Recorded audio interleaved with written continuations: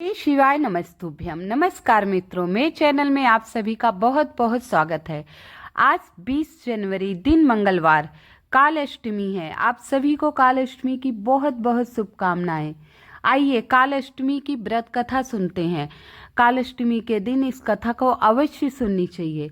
शिव पुराण की कथा के अनुसार एक बार ब्रह्मा जी सुमेर पर्वत पर ध्यान मग्न थे, तपस्या लीन थे। उसी समय सभी देवता उनके पास आए और हाथ जोड़कर उन्हें प्रणाम किया। उसके बाद पूछने लगे कि इस संसार में अविनाशी तत्व क्या है, ब्रह्मा जी कृपा बताइए। तब ब्रह्मा जी बोले, मुझसे बढ़कर कोई नहीं, मुझसे ही संसार उत्पन्न हुआ है, मेरे ही कारण संसार प्रवृत्त और निवृत्त होता है। ब्रह्मा जी की ऐसी बात सुनकर वहां बैठे विष्णु जी को बहुत बुरा लगा। अब वहां बैठे विष्णु जी को तो बहुत ही बुरा लगा। तब वह ब्रह्मा जी को समझाते हुए बोले, आप इस प्रकार अपनी प्रशंसा क्यों कर रहे हैं? ऐसी प्रशंसा आप मत कीजिए, क्योंकि मेरी ही आज्ञा से आप सृष्टि के रचयिता हो।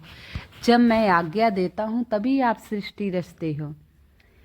इसके बाद दोनों ने आपस में खुद को सर्वोत्तम सिद्ध करने के लिए वेदों का स्मरण करने लगे। आपस में बहस होने लगी ब्रह्मा जी और विष्णु जी की, जिसके बाद उन्होंने चारों वेदों से अपनी श्रेष्ठता के संबंध में पूछा।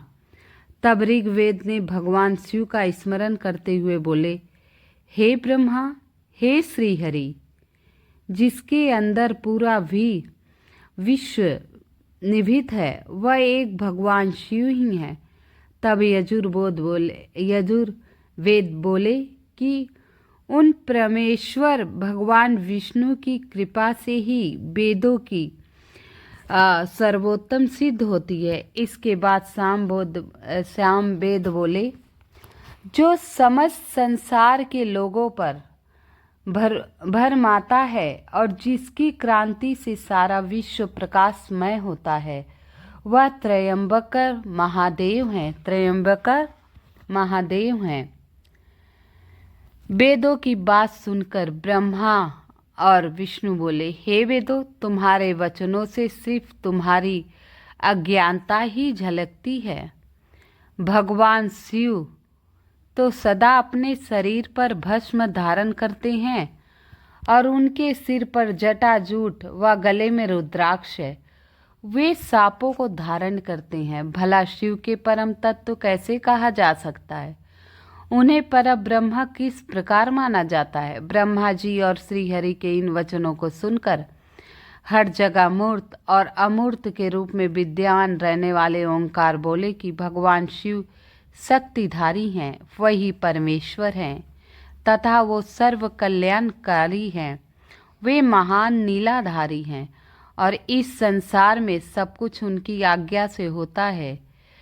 लेकिन इसके बाद भी उनका विवाद खत्म नहीं हुआ, झगड़ा बढ़ता ही गया, आपस में बहस करते ही गए ब्रह्मा और विष्णु।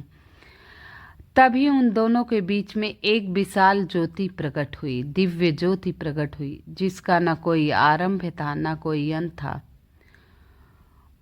उनकी अग्नि से ब्रह्मा जी का पांचवा मुख जलने लगा। तभी भगवान शिव वहां प्रकट हुए, जिसके बाद ब्रह्मा जी ने शिव जी से कहा कि तुम मेरी शरण में आओ, मैं तुम्हारी रक्षा करूंगा।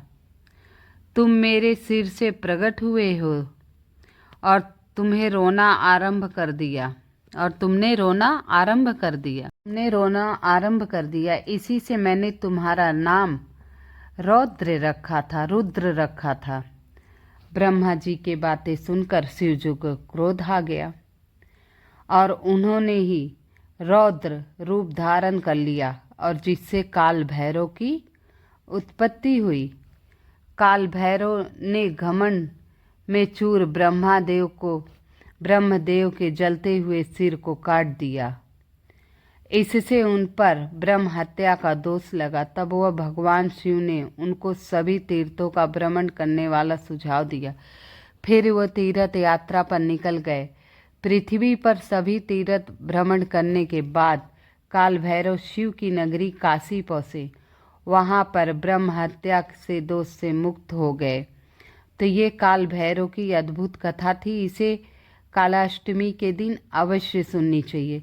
कहती हैं भगवान शिव के रौद्र रूप काल भैरव कहा जाता है। मानता है कि कालाष्टमी के दिन ही काल भैरव की उत्पत्ति हुई थी। कालाष्टमी के दिन पूजन के समय बाबा काल भैरव की कथा जरूर सुननी पड़नी चाहिए। कहा जाता है ऐसा करने से व्यक्ति को शुभ फलों की प्राप्ति होती है और सभी प्रकार के भय से मुक्ति मिलती है। सभी प्रकार के भय से मुक्ति मिलती है।